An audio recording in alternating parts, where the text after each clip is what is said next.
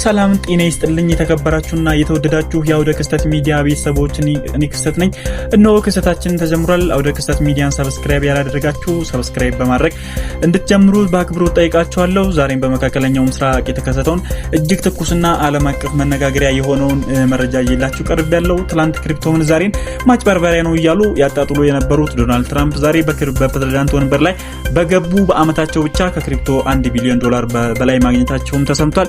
የአሜሪካው ፕሬዝዳንት ዶናልድ ትራምፕ በስልጣን መጀመሪያ ዓመታቸው ውስጥ ከዲጂታል መገበያ ከክሪፕቶ $1 ቢሊዮን በላይ ገቢ ማግኘት ይፋ ያደረጉ ሰነድ ዓለምን እያስገረመ ይገኛል። ዶናልድ ትራምፕ በስልጣን በቆዩበት የመጀመሪያ ዓመት ከክሪፕቶ $1 ቢሊዮን በላይ አተርፈዋል። ዝርዝር መረጃውን አብረን እንከተለው። አብራችሁን ቆዩ።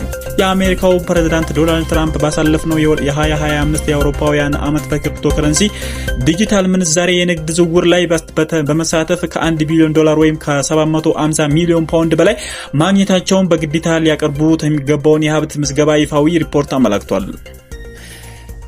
በዚህ በ927 ገጽ ባለው ግዙፍ ይፋዊ የሀብት መግለጫ ሰነድ ላይ እንደተጠቀሰው ትራምፕ ወደ ስልጣን ከመምጣታቸው ጥቂት ቀናት ቀደም ብሎ ይፋ ካደረጉትና በአሁኑ ወቅት ዋጋው በከፍተኛ ሁኔታ ካሽቆለቆለው ትራምፕ ሜም ኮይን ከሮያሊቲ ወይም ከባለቤትነት መብት ክፍያ ብቻ $635 ሚሊዮን አግኝተዋል። በተጨማሪም የራሳቸውን ልጆችና የልዩ መልእክተኛቸውን የስቲቭ ዊትኮፍ ልጆች በጋራ ከመመስረቱት ወርልድ ሊበርቲ ፋይናንሻል ከተባለው የክሪፕቶ ከረንሲ ተቋም ከ500 ሚሊዮን በላይ ገቢ ማግኘታቸውን አስመዝግበዋል። ፕሬዝዳንቱ ከዚህ ውጪ ከሪል ስቴት ከቤትና መሬት ሽያጭና የራሳቸውን ስም ካረፈባቸው የተለያዩ ቁሶች በሚሊዮን የሚቆጠሩ ዶላር አግኝተዋል። ይሁን እንጂ ዋይት ሃውስ ፕሬዝዳንት ቤተመንግስት ትራምፕ ከፕሬዝዳንትነት ስልጣናቸው ግግል ጥቅም እያካበቱ ነው የሚሉን ክስ አስተባብሏል። ይህ አዲስ የሀብት መገለጫ እንደሚያሳየው ሆነ ትራምፕ በ2024 ካስመዘገቡት $600 ሚሊዮን ገቢ ጋር ሲነጻጸር በከፍተኛ ሁኔታ የናረም ነው ብለዋል። ነገር ግን ዋይት ሃውስ ትራምፕ ንግዳቸውን በልጆቻቸው ለሚመራ ድርጅት እምነት አሳልፈው መስጠታቸውን በመጥቀስ ምንም አይነት የጥቅም ግጭት የለም ሲል በድጋሚ ክሱን ውድቅ አድርጎታል። ዋይት ሃውስ ምክትል የፕሬስ ጸሐፊና ኬሊ በሰጡት መግለጫ ፕሬዝዳንት አሜሪካን የዓለማችን ክሪፕቶ ዋና ከተማ ማድረጋቸውን ሊኮሩ እንደሚገባም ገልጸው ፕሬዝዳንቱም ሆኑ ቤተሰቦቻቸው በምንም አይነት የጥቅም ግጭት ውስጥ አልገቡም፣ ወደፊትም አይገቡም ብለዋል። ካክለውም የዲሞክራቶችና ተጽዕኖ ፈጣሪ ሚዲያዎች ላለፉ 10 ዓመታት ሲያናፈሱት የነበረውን አሰልቺና ሐሰተኛ ወሬ ነው በድጋሚም ያዘጋጁ ያሉ ሲሉም ተችተዋል። ፕሬዝዳንት ትራምፕ ራሳቸውን ቢሆኑ በፌዴራል የጥቅም ግጭት ህጎች እንደማይገደዱም በተደጋጋሚ መናገራቸውም ይታወሳል።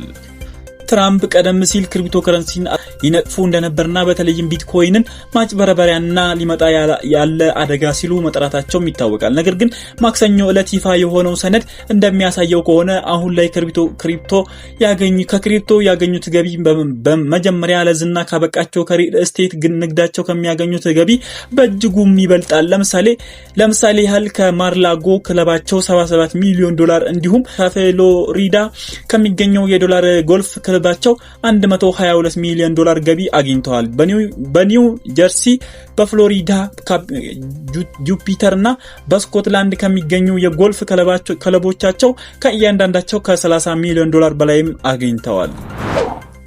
ከዚህ በተጨማሪ የትራምፕ ስም ካረፈባቸው የእጅ ሰዓቶች $4.7 ሚሊዮን ሮያሊቲ ያገኙ ሲሆን የትራምፕ ስም ካረፈባቸው መጽሐፍ ቅዱሶች፣ የስፖርት ጫማዎች፣ ሽቶዎችና ጊታሮች በሚሊዮኖች የሚቆጠሩ ገቢም አስመዝግበዋል። የአሜሪካዋ ቀዳማዊት እመቤት ማሌኒያ ትራምፕም የ2025 ገቢያቸውን በዚሁ ሰነድ ላይ አስመዝግበዋል። ባለፈው ዓመት ስለ ህይወታቸው ስለተለቀቀው የዶክመንተሪ ፊልም ጋር በተያያዘ የፈቃድ ስምምነት $10.7 ሚሊዮን አግኝተዋል። ሌላ $6 ሚሊዮን ደግሞ NFT ከተባሉ የዲጂታል ምስሎችም ሽያጭ አግኝተዋል። በተጨማሪም ፕሬዝዳንቱ ከተለያዩ ወገኖች ጋር በነበራቸው የህግ ክርክሮችና ስምምነቶች ወደ $86.5 ሚሊዮን የሚጠጋ ገቢ አግኝተዋል። ከዚህ ውስጥ $16 ሚሊዮን ከኤቢሲ የቴሌቪዥን ጣቢያ፣ $16 ሚሊዮን ከሲቢኤስ፣ $24.5 ሚሊዮን ከሜታ ወይም ከፌስቡክ፣ $22 ሚሊዮን ከዩቲዩብ እና $8 ሚሊዮን ከኤክስ ገጻቸው ያገኛቸው ሲሆን ነገር ግን ዋይት ሃውስ አብዛኛው ከዚህ የተገኘው ገንዘብ ወደፊት ወደፊት ለሚገነባው የትራምፕ ፕሬዝዳንታዊ ቤተ መጻሕፍት ወይም በዋሽንግተን ዲሲ አካባቢ ያሉ ፓርኮችን ለመንከባከብ ለሚሰራ ግብረሰናይ ድርጅት የሚውል ነው ብሏል። በፎርቤስ መጽሐፍት የዓለማችን ባለጸጎች ዝርዝር እንደሚያሳየው የትራምፕ አጠቃላይ ሀብት $6 ቢሊዮን የደረሰ ሲሆን በ2024 ከነበረበት $2.3 ቢሊዮን ከፍ ብሏል። የቡልበርግ የቢሊዮነሮች መረጃ ደግሞ ፕሬዝዳንቱ የተጠራ ሀብት $7.6 ቢሊዮን ደርሷል ብሏል።